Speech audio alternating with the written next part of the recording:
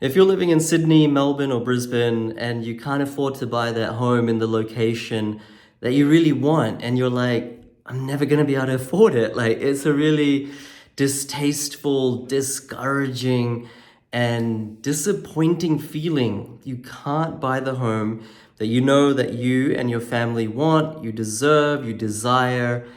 What should you do? All right. Like, I've been in that position. And in this episode, I want to tell you about rent vesting. I'm going to share this strategy that I've actually personally done. So this is not like theory. I'm talking from practical experience.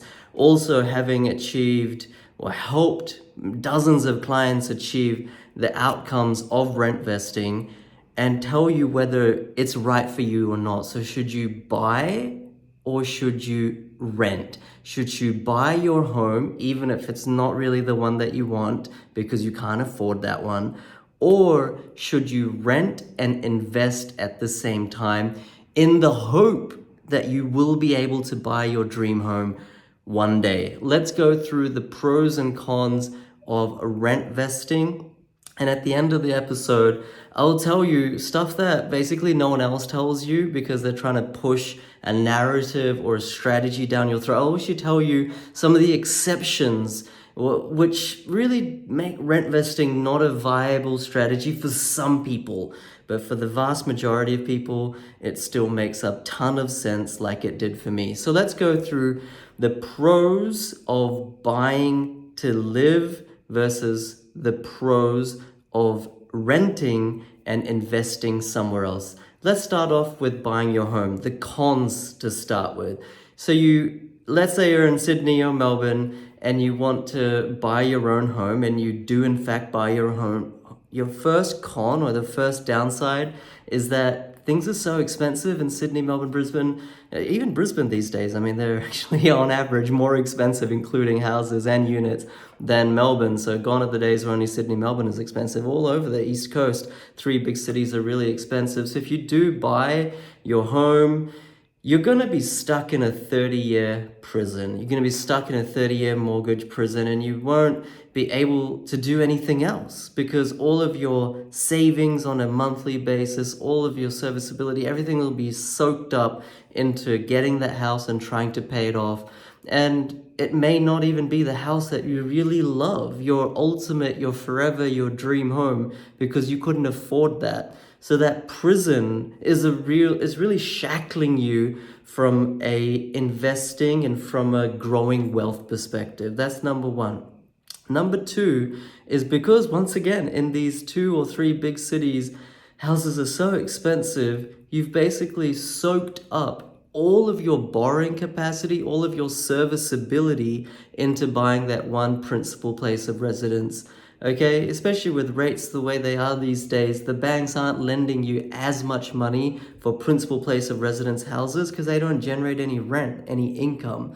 So you've bought this place, you can't borrow anything else from the bank, and it's not even the best place. You're not even like really enjoying it, and you're not creating wealth. So, I mean, that's certainly another con if you fall into that category. Number 3 is it's not your dream home. You couldn't afford your dream home. You've settled for second or third best. The dream home is now almost impossible as soon as you've settled for second or third best. A lot of people are like, well, no, at least I'm on the ladder, right? At least I've got my first home. That's a good thing. Property ownership is good. And then after 5 years, 7 years, 10 years, I can upgrade. But let me ask you this. Yes, the value of your home, your principal place, is in fact rising, even though you settled for second or third best. But so is the price of that ultimate dream home. So is the price of the real prized location that you want to be buying in. So from that perspective, you have to ask yourself, is that principal place of residence that I've bought really rising in value? Yes, in nominal terms it is, but relative to where you ultimately want to be buying, it may not be rising. They may both be rising at the same pace, or even worse, where you really want to be buying may be rising faster. So unless you have a really, really high paying job or business where you can actually start to bridge that gap through savings on a monthly, quarterly, yearly basis.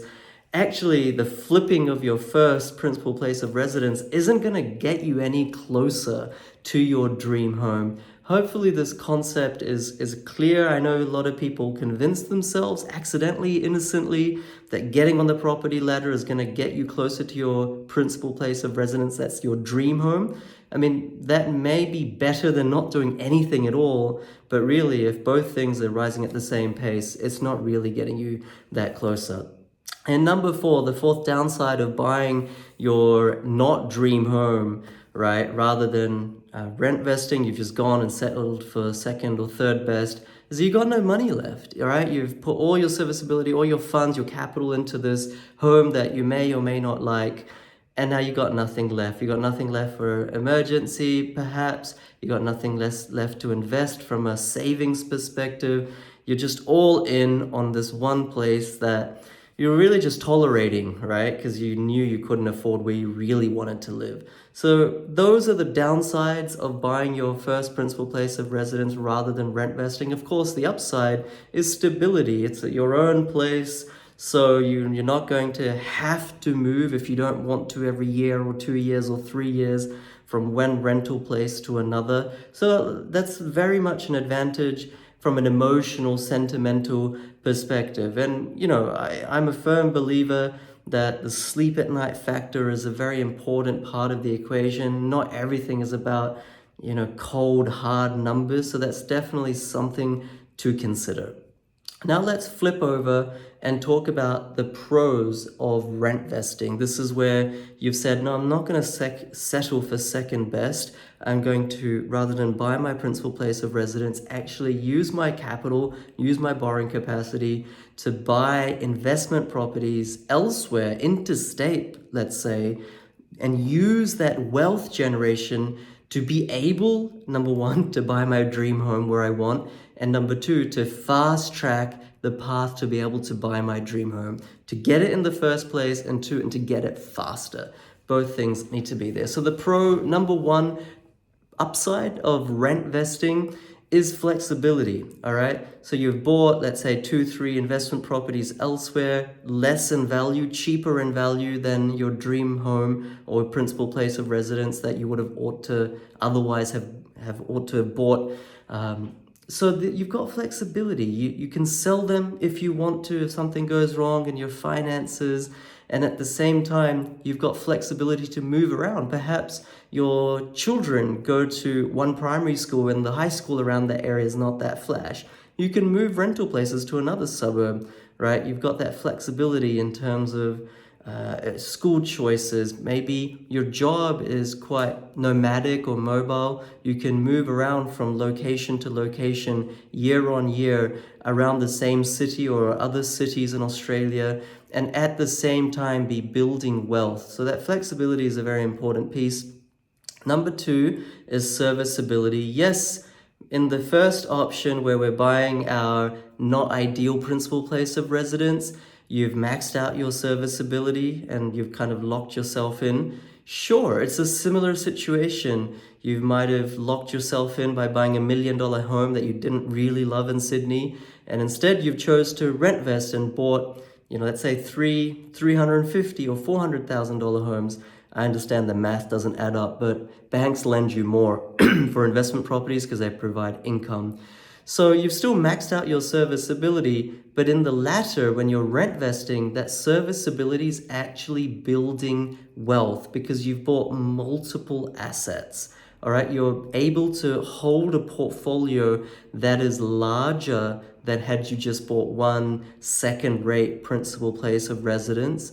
And that serviceability is actually building your wealth because you've bought multiple assets. You've got 3 houses. So when 3 houses grow, you've got more growth than versus if you had just had one house grow, especially because the value of those 3 houses combined is larger than the one house that would have been your principal place of residence. Because like I said, banks allow you to borrow more money when buying investment properties. Plus, if you invest correctly interstate or elsewhere, then those houses will be generating cash flow because, once again, they're rental properties, they're providing rental income that is adding to your wealth, provided you do this correctly. And of course, easier said than done, right?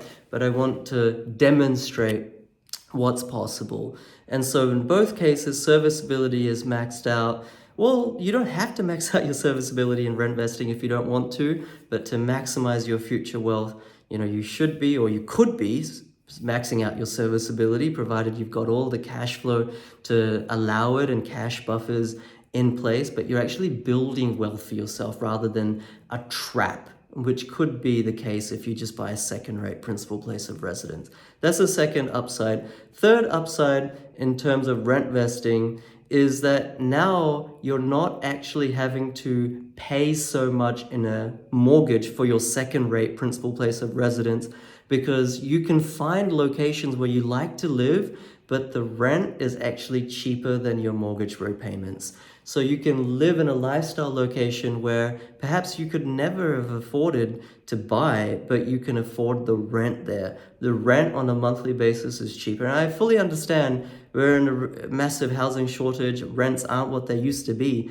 3 years ago, but still there are scores of locations with interest rates so high where it's cheaper to rent than it is to buy. So if you locate one of these areas where the lifestyle is also really, really good because the yields on property is low, rents are low, property prices are high, then you can get arbitrage. It actually helps your monthly, yearly budget. You're enjoying the location, the amenities, the lifestyle of that particular suburban property, and not having to pay so much for the privilege to live in it. And that's called renting, where it's cheaper to rent versus buy.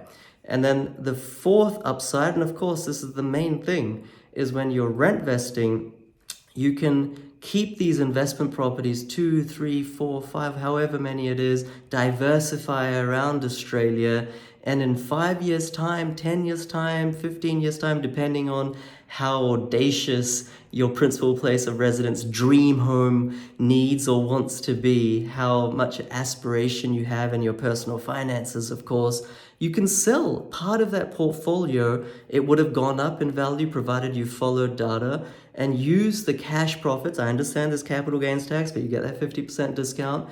Use those cash profits to be able to buy the principal place of residence that you could have no way afforded otherwise. You may decide to sell all your properties, right? All your investment properties. Let's say after 7 years, I'm just making this up, they'd all double in value. You've just made millions of dollars. And once again, it's a hyperbole. It might be millions of dollars. It might just be $1 million. It might just be $800,000. But you've made more than you otherwise would have, okay?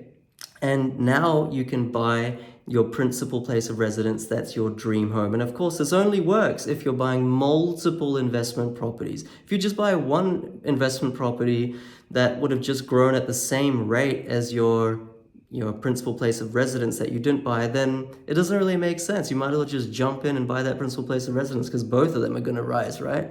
You need to buy multiple investment properties, but that's possible because the yield allows or enables the cash flow perspective from a household budgeting perspective, and banks allow you to borrow more, and you can diversify across Australia.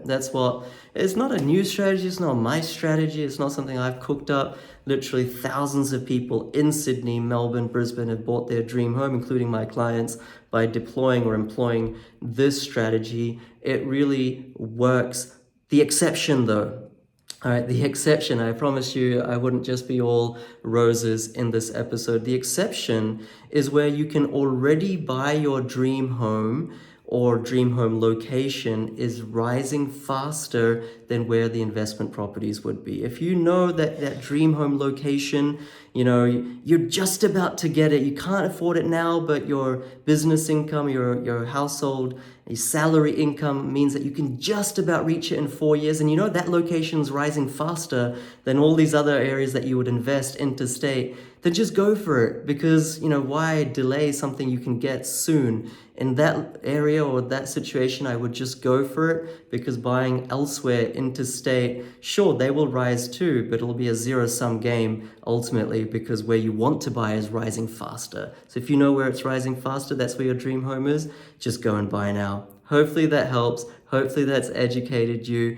I wanted to give you both sides of the equation, because oftentimes property commentators, property quote-unquote experts, buyer's agents, which I am not, they just tell you all the good things about rent vesting. But I think in many, many situations, circumstances, especially if you're in Sydney, it doesn't work. In Melbourne, it doesn't work. But at the same time, 95% plus times, it does in fact work. Now, if you're on a huge income, you actually just need to knuckle down, have some austerity and discipline in your budget, and in 3 years' time, you'll be able to buy that dream home, $2-3 million home. All right, in that case, rent vesting may not be suitable for you, because this really is a delayed gratification strategy. You really need to give it at least 5 years, 7 years, if not longer, for it to bear fruit. You need to have patience and determination over the long run to get that dream home through rent vesting. But if you can just sniff it, if you can smell it, if you can just grasp it within a few years anyway, you just need to save up, then rent vesting is not for you. And I don't think enough people say that. I rent vested myself for almost a decade. That's how we bought our home on the waterfront in the Gold Coast. I'm not special. In fact, I don't think I'm much at all. I think you guys can do a much better job at it than I can. I know my clients, so many of them have achieved their dream home much quicker than I was able to for my wife and myself. So go off, learn more, and make sure you understand the data, because these principles, high-level strategies, they all make a whole bunch of sense, right? But you really don't know what you don't know unless you learn the data, unless you learn how to form a strategy, lending strategy, portfolio strategy, yield strategy, frequency of buying strategy, budget strategy. Unless you understand how to model this over the long term in a model, and then bring it back to understand the next steps congruent and concomitant with your individual risk appetite, finances, then this is all just wishful thinking. It's like a dream, and you'll watch or listen to this episode, be like, oh, that was nice, but I don't really know how to actually implement it. You need to actually get into the nitty gritty. This whole strategy, there's not a single professional in Australia that will hold your hand through it and do it for you. Advanced property investing really requires you to get educated and become the master of your own destiny. No one cares about your money as much as you do, and that's why I always recommend to, first of all, invest in the 6 inches between your 2 ears, because that real estate is more valuable than any principal place of residence, than any number of investment properties. Sharpen that axe before you start to cut down the tree. And to do that, I'll leave links below to my podcast, Australian Property Mastery with PK, and also a Facebook group with more than 50,000 people, Australian Property Mastery with PK. There are literally hundreds of people in there that have employed this strategy. So it's, you can take it from the ephemeral to the practical by interacting, engaging, and learning from them. Some of them